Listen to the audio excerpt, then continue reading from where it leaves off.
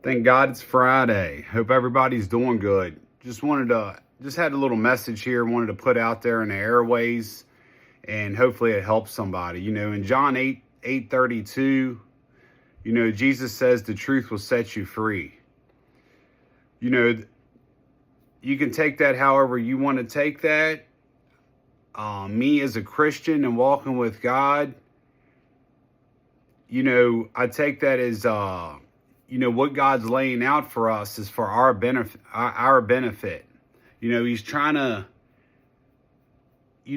teach us how to walk in this world and operate in this world. And he clearly says, you follow him, you will be persecuted. So there's a lot of moving parts here to walking with God. We're coming out of our flesh. We're trying to crucify our flesh. We're reborn in God's spirit. So there's a lot going on there.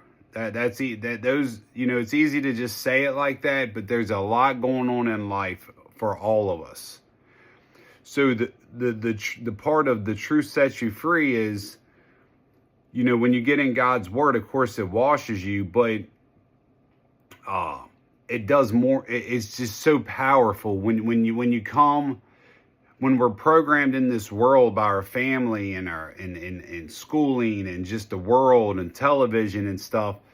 When we're taught one thing, but when you come to God's word and Jesus's teachings and God's disciples and the whole Bible, there's so much truth that's what you set your life on. That's what you follow. So I guess what I'm really getting at is you have to unlearn what you've learned when you come to Christ. And you have to remind yourself all the time, because your flesh wants to take over, or your old nature. When we come to Christ, we're reborn into his blood, and we're covered in his blood, and our spirit is activated.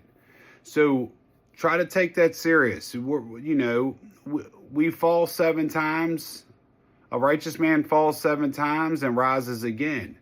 So maybe you needed to hear this today, but just remind yourself the truth sets you free, and Jesus is the truth in God's word. So I hope this helps somebody today.